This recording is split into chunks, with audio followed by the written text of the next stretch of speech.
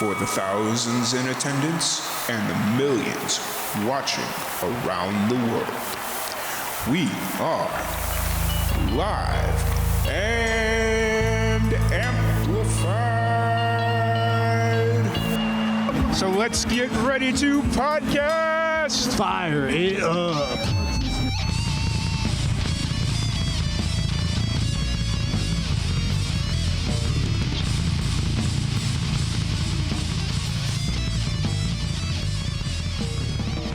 Welcome, everybody, to another live and amplified livecast. I'm your host, Tom Quiet, and we are back at it again with another amazing podcast. Hope everybody had a safe New Year, Merry Christmas, Happy Hanukkah, Kwanzaa, whatever it is you celebrate. I hope you guys had a great holiday break. We are back, and we wanted to kick off the brand new year with an old friend of the podcast. She's been on many times. Some of them didn't get released because of technical issues, but this one I'm sure will get released. We have Kendra Mickey of Kendra and the Bunnies. How's it going, Kendra? Hey, so good. Thanks for having me on, Tom. Yeah, absolutely. You know, you are really well prepared. Like, we knew, I think it was almost 2 months ago at this point that we were going to have you on at the beginning of January. Yeah. So I always really appreciate that. For sure. Yeah. How have things been going? How's I know LA and California is kind of in a weird state right now because you guys were like back in lockdown, I guess. But how's things with music going? Oh, super good with music. Yeah. I mean, California went from being kind of a weird, where the state where weird people move, and now it's just we're up in the air. We're kind of weird in the state in general. For me, music has been going really great this year. Writing a lot of new songs. I started playing the piano again. Writing tons of new songs on the guitar. I'm also collaborating with songwriters and producers in Nashville where we're co-writing the songs. So I feel kind of like Taylor Swift, like an artist showing up for a co-write where I just have to worry about being me. I just bring me to the table and then the song unfolds. So that's been new for me, co-writing it in a way that I'm kind of just showing up as the artist with ideas and different words that I want to put into the song. But then on top of that, the piano and the guitar at home, I've been writing lots and lots of music. Yeah, I've noticed you've been staying really busy. You released a holiday song back in December, which I noticed a lot more indie musicians doing that this year. And I'm definitely thinking that was a COVID-related situation, or because or the holidays just meant a little bit more to a lot of people this year. Let's start off with that, because you've also got a new album or a remix album of your previous album dropping Friday. And then you've also got some new music coming out later in the month, correct? Yeah. So I do have a remix EP, 3 tracks coming out on Friday, January 8th, this Friday. It's 3 tracks of chill, down-tempo dubstep. So I love folk rock. I love jam band music. I love classic rock. I love all genres, really, but I particularly love to listen to chill, down-tempo, just relaxed electronic music. So I had 2 producers and people who make beats in mind for this album. I sent them my album. I said, which song speaks to you? And they each created a remix. One of them created 2 remixes, and it's just super special because it's the type of music that I listen to on my chill electronic playlist. And to have that type of music, for me, someone who plays the guitar and sings, and it's so folky and stuff like that. So to have these dubstep remixes is like super cool. Plus it's like scaling the way that I can be on different playlists. And, you can mix these songs in at a club or an underground club these days. Yeah, absolutely. And being that I was able to listen to a couple of the songs before you came on here of the remixes, it's definitely expands, and it has a completely different feel and a vibe to everything you've released prior, and it's really amazing. And as I was listening to them today, I was like, dang, as I was hanging out with my buddy in New Mexico, I should have showed him these. I knew I had them in my back my back pocket, but we were working on so many things. It was like, I don't have time to show them new music. Like, let's just do what we got to do. And, I just wish I would have been able to show them, but I'll be back out there in 2 weeks. So Sweet. Yeah. Yeah. It opens up my sound to a whole different caliber of audience. And I'm super excited about it for sure. Because sometimes I come across people who listen to a certain genre of music. And then when I present them with like folk rock, and I'm like, it's inspired by the Grateful Dead and Joni Mitchell. And they're like, what? Like, I don't even know where to start. And then I play the song for them and they're like, it's really good. But some people are just so used to listening to particular genres. So just be able to branch over to those genres, have them hear my same lyrics, same style, same type of songs, but set to electronic music. And then I'm like, slowly, I'm like reeling the fish in. I'm like, over here, over here. Now try this straight up rock version and you'll love it. absolutely. Absolutely. So how long has the remix EP been kind of in the works? And it's kind of been in the works since, I'm like, what month is it? Since October, I guess, maybe even September, because I released this album of Thank You, full-length folk album on September 25th, the end of September. And then I started talking about the remix right after that because I was doing so much promo to people that I was just sending the album off to all places. And someone had emailed me and said, hey, are you looking to purchase any beats? And I was like, well, not necessarily. However, do you like this song and do you want to remix it? And he was like, yes. And that was for Nyko Nyko. So this was kind of like seemingly a random person who slipped into my email inbox. And then we started this conversation. He sent me back the coolest remix. Like, I love it. It's just, it makes me think of like a futuristic, I don't know, motorcycle race or that movie Tron. Yeah, absolutely. Yeah. It's really interesting how that stuff kind of just tends to unfold. Like, you get one email and you think, like, because I get similar emails like that, but that's literally, they're just trying to sell their beats and, whatever. And I don't think anything of it. But when you like actually not press them, but talk to them and like approach them on that level, it's really amazing when it just works out. Like, I'm sure he wasn't expecting it, you weren't expecting it, but yeah, for sure. And that's cool because it's like I do take opportunities like that. I've been doing that for a while, where if someone sends me an email or if I meet someone, I try to figure out a way to collaborate, and either it works out and that's amazing, or we try it and we're like, okay, see you later, or whatever. But sometimes it's just so magical, these different types of songs or experiences we have when we take opportunities. Yeah. I think I need to start opening myself back up to those types of experiences and opportunities. Because like when I was first coming up doing the live and amplified thing, like the first year or so, there would be people that would hit me up and then they would only want to try and sell me these pre-made beats or whatever it was they were trying to sell. They weren't open to anything else, or they had an angle, just like all these, like, started forming all these jaded opinions for me. So it, for a while, at least up until a couple of months ago, it was just kind of like, no, they're just coming at me with an angle or, something like that. And recently, within like the last month or two, I've kind of softened those jaded opinions of mine. But, they're still there. So, well, you always have to like take what you've learned from experience into account, because that's why we have those experiences, but then also be open to that one person who's going to be different, or that one situation that's going to make it all click or something like that. Like, I have a lot of brands reach out to me on, this is kind of a metaphor for it. I have a lot of brands reach out to me on Instagram. Hey, we love your photo. Would you like to collaborate? Yeah. I'm like, for sure. So then they'll send me a message, and then some of them are like, hey, we'll send you this product, and then we want you to model it. So it's essentially like a modeling gig. Some of them will be like, we'll send you the product. We'll have you model it, and then we'll pay you. And I'm like, yay. Yeah. Or some of them will be like, hey, we want you to model our stuff.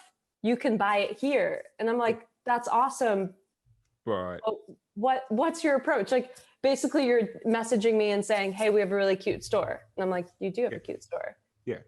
Yeah. And then they're kind of leaving it up to you to be like, buy it. And if like, you know, that's a really weird approach. And I mean, I'm sure it works on somebody, but yeah, no, I completely get where you're coming from on that one.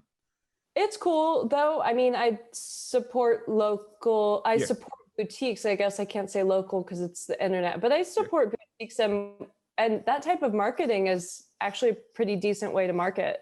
Yeah, absolutely. And you know, it all comes down to the product at the end of the day, you know? Yeah.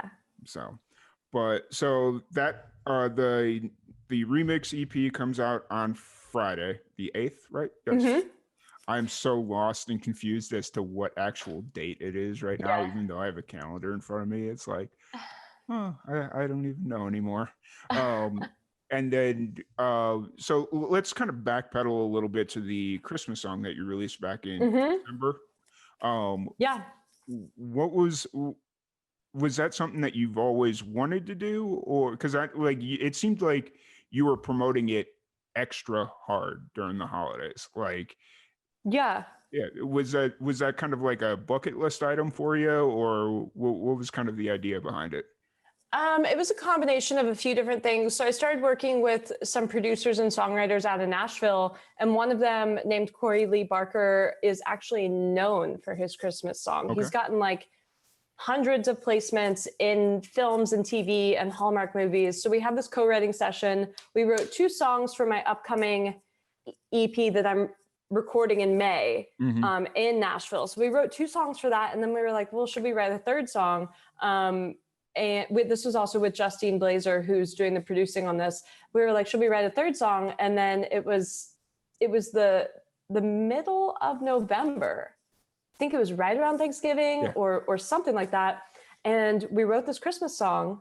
And then as I was listening to it, during the session, I was just like, this needs to be recorded. I should do this.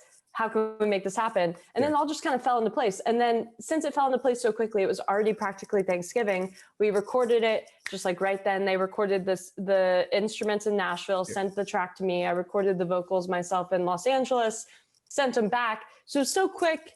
And then once the song was done, I listened to it and I was just like, this production value is so good. Cause like I had done my first 2-3 albums myself at home. And there's no shame in that. Cause like where I was in my career, I'm actually pretty talented at producing and recording and stuff like that.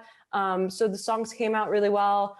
But once I heard like that quality of someone who's like, you know, in production, session musicians, I was like, this is amazing. So that added to just my enthusiasm in pushing the song. And then at the same time, I've been trying some new stuff on social media with like, you know, presenting the songs in a way where I'm singing it and just making like little bite-sized pieces of content to enjoy throughout the week for people. Cause I'll do like a full music video, but to do like a 15-second clip singing the song, it's just lovely. It just is a nice pick me up in the middle of the week. Yeah, absolutely.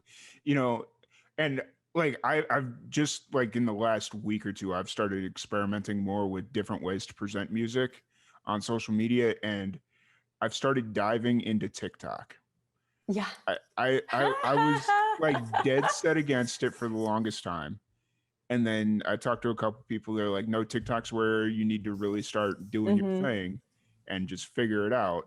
And I'm like, okay, cool. And so I started working on it. Like I wasn't doing anything crazy. It was just kind of like, oh, I'm releasing a new live video with a band that we worked with a couple months ago.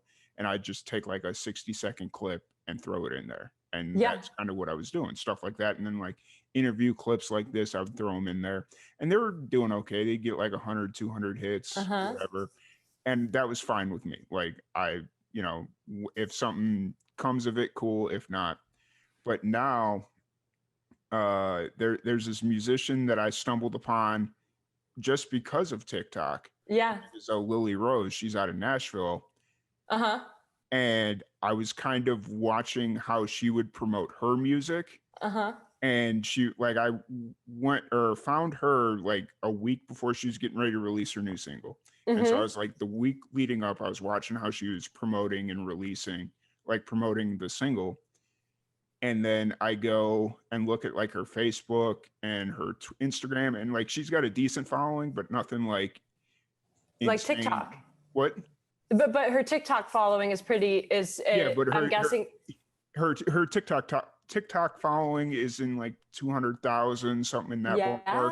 yes. And so I'm like, okay. And then she releases the single. It debuts #1 overall on the iTunes charts and all this Wow. stuff. And I'm like, okay, whatever she's doing it right. So Yeah. I'm going to start figuring out how to make my stuff work for TikTok.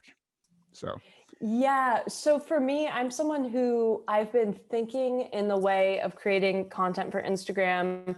I've been thinking in the way of creating content for YouTube, music videos, all that sort of stuff for Facebook.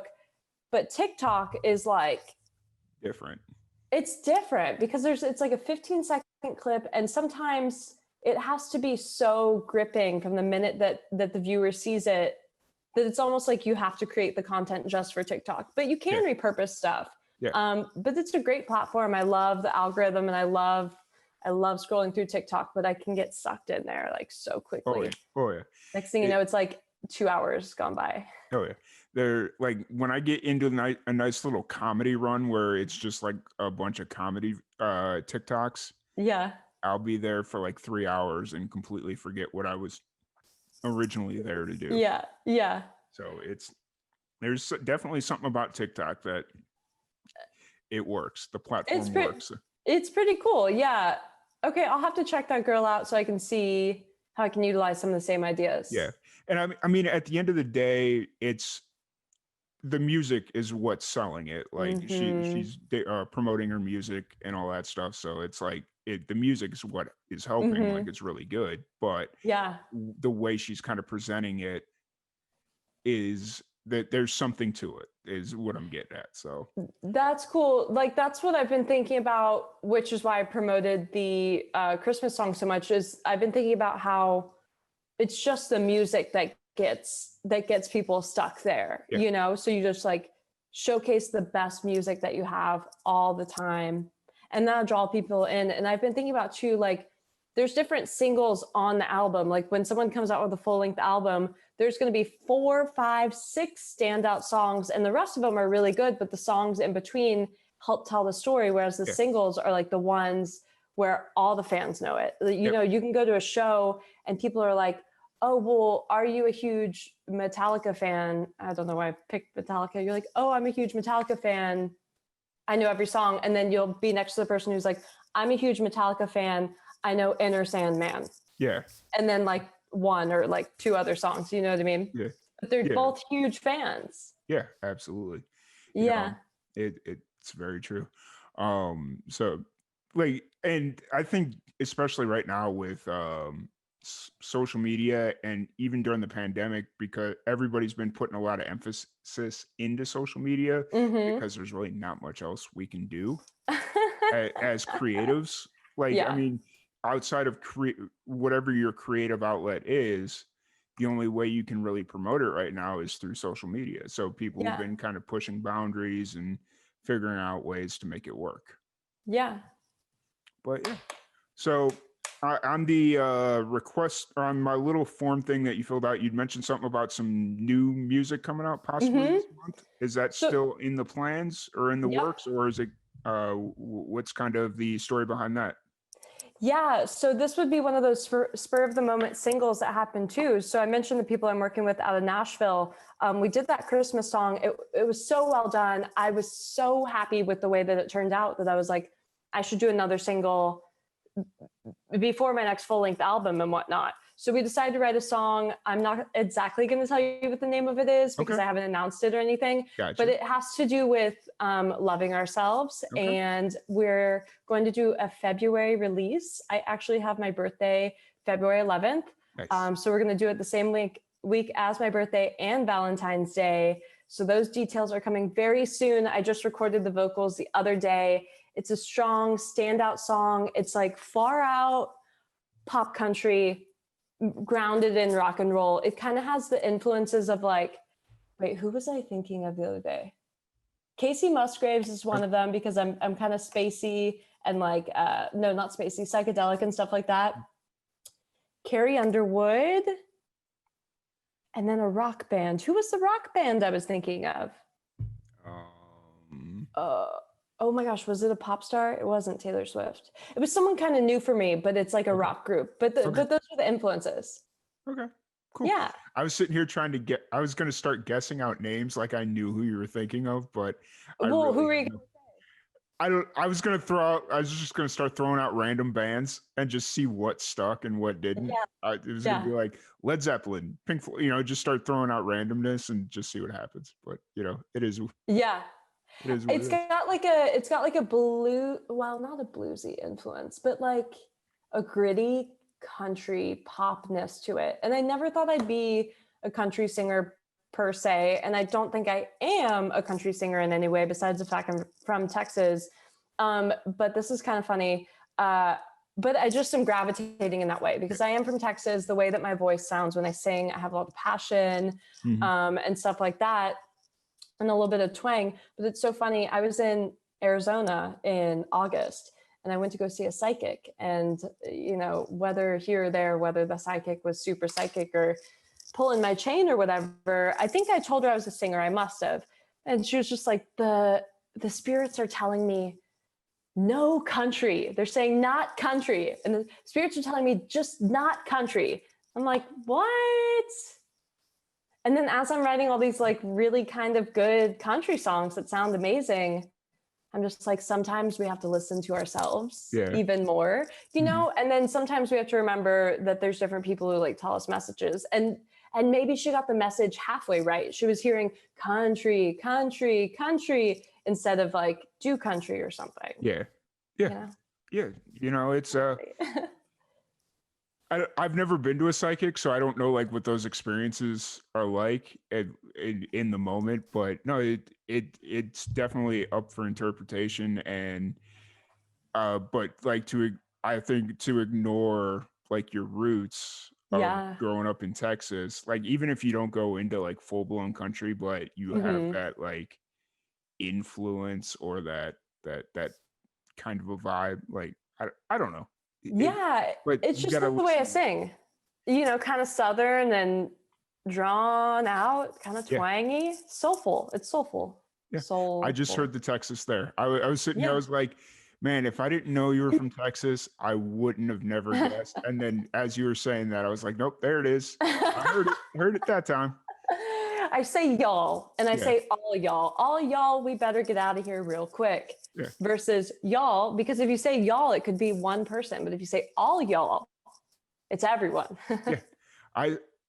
Y'all is one thing that I've said since I went to school or went to college. It was something that I picked up going to college, and now everybody thinks I developed it when I moved here to Texas. And it's like, no, I've been saying it for the last 10, 11, 12 years. Like, where have you guys been? I say y'all all the time. Like, it is the most encompassing word that I use to incorporate a group of people. So, it's just kind of funny how very little people paid attention for the longest time because they thought I started saying it when I moved here to Texas. And it's like, no, Where did you go to school? What state? Southern Illinois. So like right on about an hour from the Kentucky border. So. Oh, what school is it? Southern Illinois. Oh, okay, I see. Yeah. Are you wearing the shirt too? No. It's just a t-shirt. Northern Cali. I just saw the ERN. Oh no, yeah. I thought, he's wearing a college shirt too. Yeah, it's a Northern Cali shirt. I bought it on sale at a Old Navy a few years back. I'm actually wearing a shirt. It'd be cool if I was wearing my own merch. I happen to have my own merchandise. If you're interested, you can click on my social media or DM me for that information. However, I'm wearing this new shirt that I got. I went to a drive-in concert like last week or the week before. It was a drive-in rave. So it was called a Park and Rave. It was put on by Insomniac Events. Nice. We drove to my mom was in town for it too. We like to rave together or go to concerts together. We drove to San Bernardino. It was at the Speed Autoway or whatever. Yeah. And it was so refreshing to hear live music So you drive in, they're like, here, go over here. Then you drive in, then you get your little section where you get to be. Yeah. So it was really cool. You got tons of space and the music's like right over there. It's very loud. You can hear it all. But I got this cool shirt while I was there. And it says, what does it say? All are loved here. Yeah. Yeah. That's awesome. So that's my message today. Everyone is loved here. Awesome. All y'all. I'm glad you got to go out to a rave. Yeah, that is really weird to say because anytime I hear the word rave, I think of an illegal underground rave. Yeah. But back in the day. Back in the day. Yeah. Oh no, like even though California is kind of going through a weird flux right now. Yeah. It's cool that you guys are still getting to see shows and do the drive-in shows, which I've heard of, and I know they're popular in some states. So it was cool. It was a good in between, and everyone was super nice and just so grateful to be attending an event that the vibe was really, really high. Yeah, absolutely. So what's kind of your plans moving forward? Do you have any plans of coming back to Texas for a little bit, or are you going to stay out in California? Yeah, I was like on the phone and I was like, should I just like get back to Texas? And then I was like, if anything, so we'll see. But if anything, I would go to Nashville. I would move to Nashville. So we'll see. But I definitely need to be in a city with a ton of music. But this is pretty much how the rundown is going to go for Kendra and the Bunnies in 2021. Yep. We've got the remix EP coming out this Friday, January 8th. Following that, the week of my birthday / the week of Valentine's Day, February 11th, I'll be releasing a new single to be announced soon, but get really excited. Then in March, if everything goes as planned, I will be playing a gig at Simple Pleasures Cafe in San Francisco. Okay. But while I'm in San Francisco in March, I'll also be recording a full-length new album of all super artsy, super wordsy songs inspired by the 90s. I just have been listening to a lot of Tribe Called Quest, maybe a little bit of Alanis Morissette, Fiona Apple and stuff like that. So I'm recording that at Hyde Street Studios, the famous Hyde Street Studios, in the Dream Rack Studios studio, and then a few others in Hyde Street Studios. That's where Tupac recorded his Tupacalypse, his debut album. The Grateful Dead has recorded there. CCR, Jefferson Airplane, my favorite, Kanye West, Cake, and more. So excited about that. So those are being recorded in March, probably release them in May. Then in April, I'll be going to Arizona to perform a show. Then in May, I'm going to Nashville for the first time to record, for the first time, period. Yeah. Check it out if I like it to move there. Nice. And then also to record the 4-track EP that I've been co-writing in my kind of like pop star ways. Nice. Awesome. Having people really help me co-write it. It's cool. Yeah, absolutely. It's nice. There's so many people that I know that are moving to either Austin or Nashville. That seems to be like the two hot spots right now. And I'm getting pulled in both directions. They're like, well, you should move to Nashville. No, you should move to Austin, Nashville, Austin, Nashville, Austin. And it's like, well, I can't really move anywhere right now because we're getting ready to launch this radio show thing. If I move to Nashville, it's going to make it super hard to do. But if I move to Austin, it'll make it easier, but I don't know if I'm going to be 100% happy in Austin. So it's just kind of like. Where are you now? You're in Waco right now? Yeah, I'm in Waco. Austin is great. Yeah. I don't know. But I have a lot more connections in Nashville. So it's just like, I could easily go to Nashville and just like immediately be at home. Whereas Austin, you take a little bit of a more adjustment period, but I don't know. Totally. It's one of those things. I'm here in Waco. I'm going to keep doing my thing. And yeah. But how's the writing been going? I know you were an avid writer. You working on anything new and exciting? Yeah, so I'm working on my 3rd book. That was potentially supposed to be a 2020 project, but now it's a 2021 project. Yep. Working on my 3rd and 4th book, but I think I'm going to center in on just one book at a time. And this is going to be poetry, lyrics, song meanings, and that whole thing. I was actually working on it last night and really kind of had that one of those first moments of like, okay, I'm going to write it like for sure now, because I kind of have all the poems together. I'll probably write some more, but it's like I've written all of them. They're just like, you know, half of them are on my computer, half of them are in my journals, a bunch of them are songs. So yeah, working on a new book to add to the collection. It'll be the second edition, the second volume of The Politics Of. So it'll be The Politics Of Volume 2. Nice. Awesome. Which you've also turned into a podcast as well, correct? Yes. So they technically go by the same name. And they're by me. So yeah. Nice. The podcast edition. I was sitting there, I was like, I've seen you advertise The Politics of Kendra the podcast, and I was like, I can't believe we've never talked about it on here. Like, how you do it about every other week, as far as I can gather.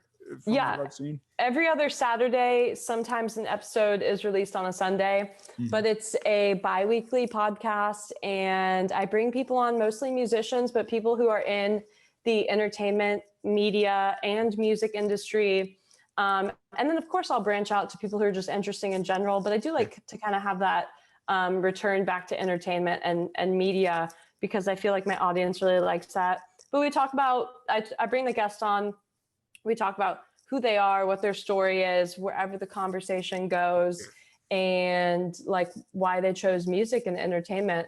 And a little bit about, you know, I like to get into personal topics. So a little bit about people's opinions and stuff they went through as a kid. Cause I always will pry. I'm like, oh, well, what happened there? And they're like, you know, I wrote a sad song and then I really like the sad song. And I'm like, well, what's the sad song about? Tell me every detail of how you wrote it. Yeah. You know, that's really cool when you're able to like really build upon the interconnectivity and the reasonings behind certain things of music or the art form, whatever the situation may be.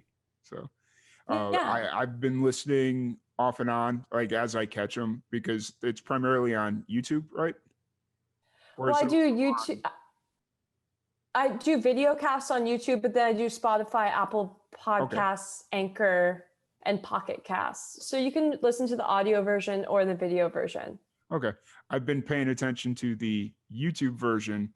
I probably should put it on my Spotify, so then that way I can listen to it more frequently, because that would be great. Yeah. So that you've been doing was that another pandemic? That was a pandemic project that started, right? Yeah. I think that I would probably start a podcast eventually, but it was definitely a pandemic thing of like, well, we're all at home anyway, and this is something I wanted to do. And because it became one of those moments where I was like, I have a lot to say or just would talk about, and I want a platform to talk about it without necessarily bombarding my social media. Because I found myself doing a lot of like talks where I'd like, you know, just grab my phone and then start recording. And a lot of them I didn't post to social media because it was like, well, who wants to hear my opinion? Yeah. Technically, who wants to hear my opinion about what's going on right now? I just didn't want to pigeonhole myself that people came to my page and they thought they were going to get some opinionated Instagram story out of me every single time. So I was like, well, if I just create this podcast version, people who want to learn about what I think and my opinions and stuff will go over to the podcast. It's just, then once they're there, it's like, if I share an opinion that someone does or doesn't agree with, it's in the format of, oh, well, you went to go find that information. It's not just on my social media. And then people would be like, I'm offended. Yeah. You know, not that I'm offensive. No, you're not offensive. Sometimes. At least from my perspective, everything I've seen, you're not offensive at all. You know, it's one of those things where as long as you're open to conversation, you can have your opinions, I can have my opinions, and it's not offensive, just as long as like open for conversation and not getting I don't want to say emotionally attached, but emotionally like offended, I guess is the word I want to use. That's true. Yeah. We'll go with that. I was trying to think of another word to use, but I'm emotionally offended. Well, I was thinking like when people go into conversations, sometimes if they already know, if they already assume what the other person's going to say, then that can create kind of a confrontational thing from the start. That's what I was thinking of. Yeah, there you go. That's a lot better than what I said. So just in some summarization of what you said. Yeah. There you go. So the podcast is out on YouTube, Spotify, and all the normal places. You said it releases every other Saturday? So we have one coming up this Saturday, the 9th. Who is my guest? I think my guest is my friend Hannah Rose, who is a comedian and improv. I met her in improv acting class, and she's a comedian, stand-up comedian out here in Los Angeles. Very funny. Nice. Have you been? Yeah. I've seen you started doing the posting some of your acting, not act, submission. Yeah. So auditions. Yeah, there you go. Auditions. So we've got the auditions. I was also featured on.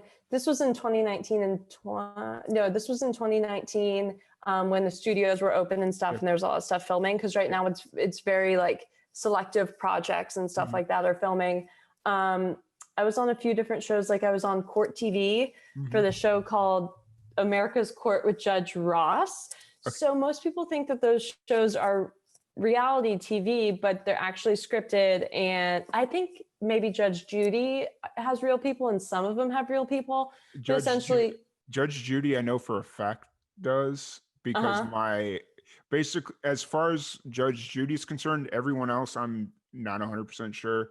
But I know for Judge Judy, she's an actual judge, and they sign like an NDA or whatever to say, okay, we'll drop in, or we won't sue each other in actual court, but whatever Judge Judy says is what we'll take as far as like the ruling.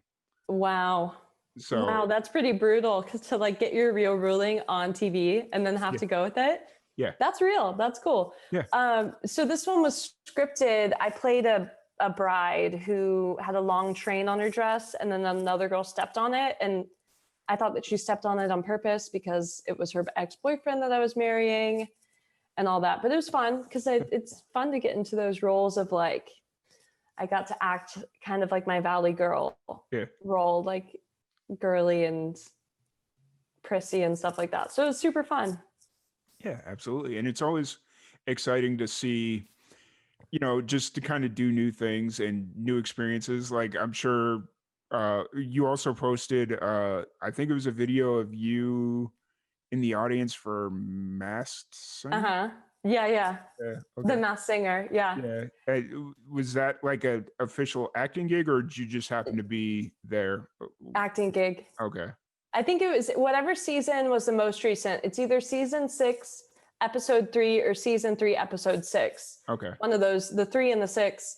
So they had me. So you'll walk into that. There's a lot of people. Most people in the audience are actors, not everyone. Yeah. And I didn't have to sign an NDA about that. So I can tell you that. So you come in and then they'll seat you in different places. So it's always really exciting when they seat me up front, because I'm like, oh, cool. I got enough sleep and I look good today. But also you get to be like right up there for the action and get on camera and everything. So I'm on camera for the Masked Singer like 2 or 3 times. You can definitely say, oh, that's Kendra. That's awesome. I don't watch the show. I don't know why. It seems like it would be ridiculous enough that I'd actually enjoy it, but for whatever reason, I don't watch it. So I don't know. But I saw you post that and I was like, oh, that's really cool.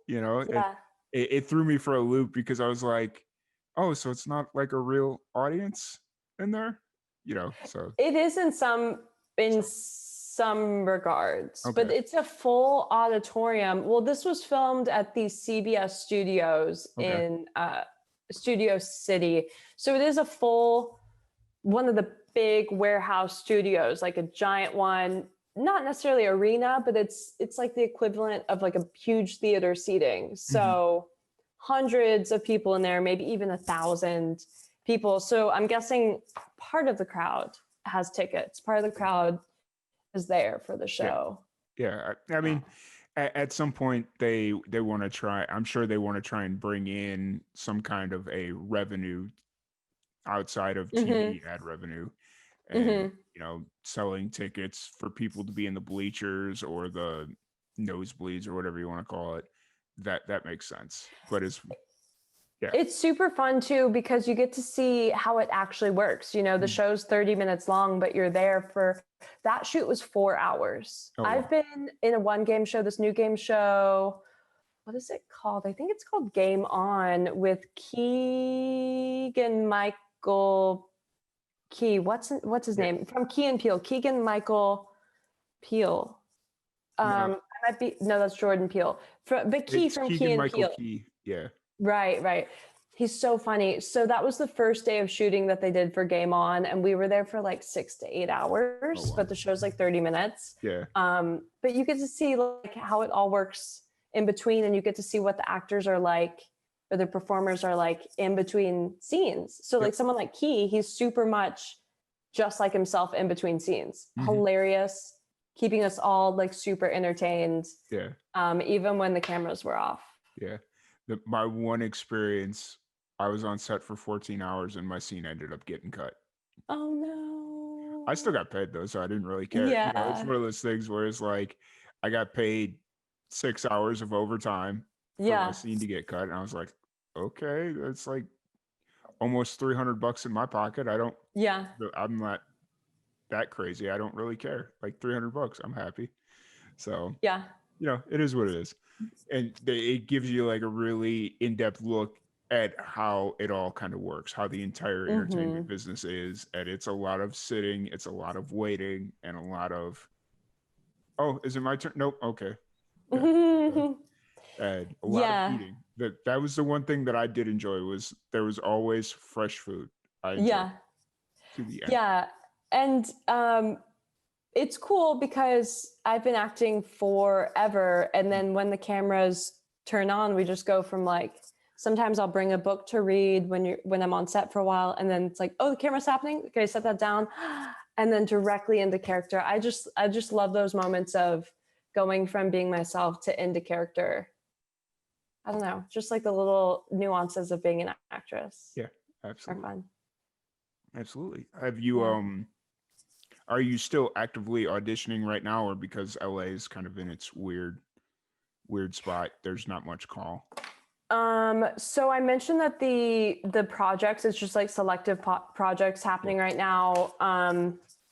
So there's less auditions just because of COVID. But a lot of auditions were virtual in the first place. So they're still virtual. So I've gotten a decent amount of auditions. I had an audition for a feature film a couple weeks ago, another audition for something else a couple weeks before that. So it's all still happening, but I'm also really, really busy with music too. Yeah. So when the auditions come in from my agent, I'm like, for sure, let's film it. But then otherwise, it's like all music all the time for me. Nice. It's really refreshing that you're staying so busy. Like it's always a concern that like if you hit a snag or a bump in the road, that might be just enough to kind of deter you from, or like just give you enough of a reason to kind of pull back and take a minute. But the fact that you're just going no matter what, regardless, keep doing your thing. It's really awesome and really refreshing. Like you're releasing so much music, and from what it sounds like, you've got so much more coming in 2021 that it's going to be really awesome to see. Like just from when I met you back in June, maybe sounds about right. June sounds about right. Yeah. Yeah. June or May or something like that. May sounds right. May, June, somewhere in there. Just seeing how much you've grown, your following's grown from May to now is really impressive. And I'm really excited to see where a full year of, like, because obviously we don't know what COVID's going to do. We don't know if we're going to be doing shows in 6 months, a year, we just don't know. But it's going to be really exciting to watch you grow and continue doing your thing. So yeah, it's been really fun. I have had those moments, especially because I'm turning another year older. Not like I'm old. I mean, I'm still young, and not that age matters. But I had this moment. I have anxiety. I deal with anxiety. I'm an overthinker. I think about everything this way, that way, in between. What if this happened? And then if this happened, and then what if this never happened at all? So I think about stuff. And I had this moment when I was thinking about getting another year older, and I was like, should I just give up? Yeah. And I was like, what? Yeah. You're so much further along than you thought you would be. You're met so many cool people. Mm-hmm. So keep going. Yep, absolutely. I'm going to ride with you on that one because Yeah. okay.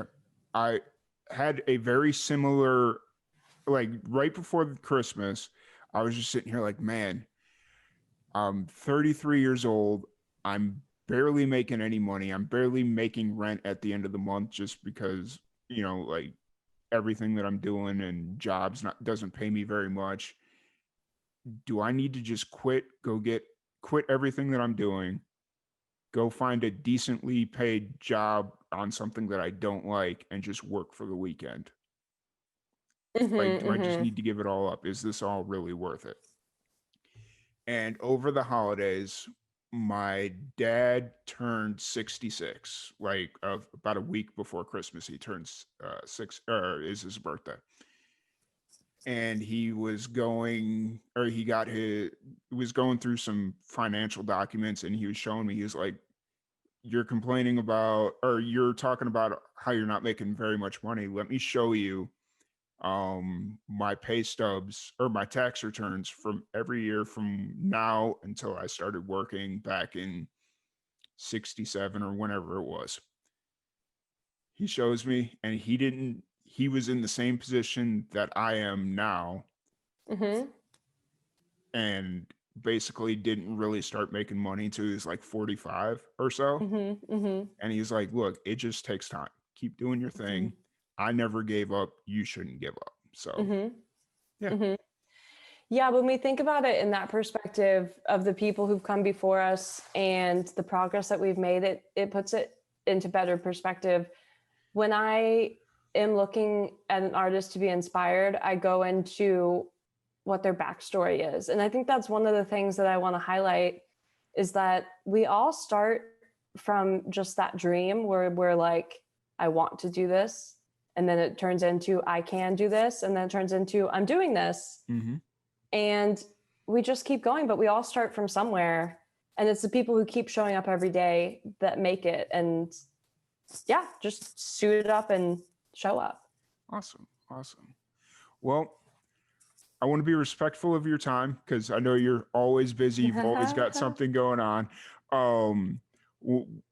Where can everybody find you? Where can they follow you on social media? All that fun stuff. Cool. Thanks so much for having me on the show today. It's always so great to talk to you, Tom. Yep. Yeah. So you can find me on Facebook, Kendra and the Bunnies Music. That's tagged in these live videos. You can follow me on YouTube, Kendra and the Bunnies. Subscribe on YouTube. That would be awesome. Kendra and the Bunnies on Instagram and Twitter. I am Ken Bunny at Ken Bunny, KenBunny. Spotify, Apple Music, wherever you listen to music, iTunes, etc. Just search Kendra and the Bunnies. And on TikTok, I'm Kendra and the Bunnies Music. My TikTok is like whatever. I've had a few videos go viral. Yeah, I think that's my spiel. Awesome. I have merchandise available. Oh yeah, wait, there's more. I've got merchandise available. A shirt that's kind of like this, but says Kendra and the Bunnies. I'm on my website, so just go to my social media and then click through. Or DM me. Also on Amazon, Barnes & Noble, and my website if you want to contact me directly. I have my books. Just search Kendra Mickey, Muecke. I've got 2 books. This one is so great, and so is this one. So enjoy reading them with a cup of tea or whatever you like to sip on. Awesome. Thank you. Yeah. Well, once again, I want to thank you very much for coming on the podcast. And we're going to end the podcast with the most polarizing question I could possibly ask you. Yeah. What's your favorite kind of pizza? Oh, well, there's so many different favorite types of pizza. So I'm going to give you 2 different slices because I normally get 2 different slices. One, it's going to be pepperoni, jalapeno, pineapple. It's so good. It's like a spicy Hawaiian, but with pepperoni. Yeah. Forget the Canadian bacon. Just go for pepperoni. And the pineapple, just get over it. It tastes good. The other one is going to be like we'll leave the pepperoni off this slice because it's just going to be a veggie slice. Green peppers, mushrooms, fresh garlic, onions, tomatoes maybe, or sometimes pepperoni instead of tomatoes. Yeah. Yeah. Gotcha.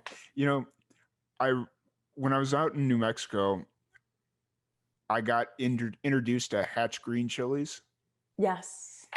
And I was like, I'm not a huge chili person or a huge spice person, but like living out in New Mexico, eventually you're going to have it in something that you eat. Yeah. And somebody put it on, or we ordered Domino's or something, like something really random. Like out in New Mexico, they don't have any like really good original pizza places. So it's just like you order the franchise, like whatever you prefer.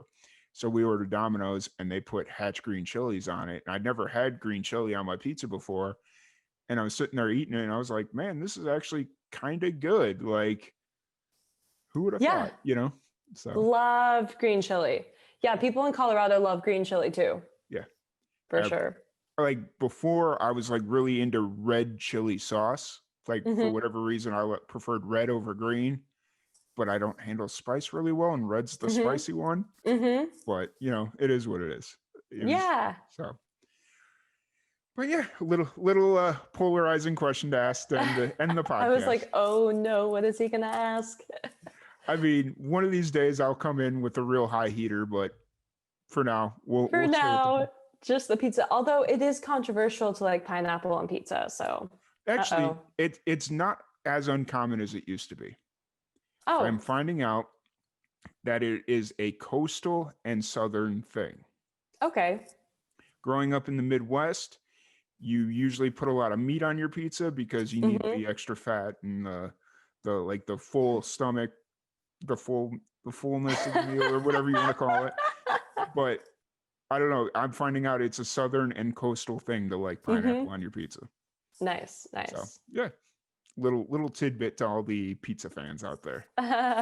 So, but once again, thank you so much for jumping on the podcast. I really appreciate it. It's a blast.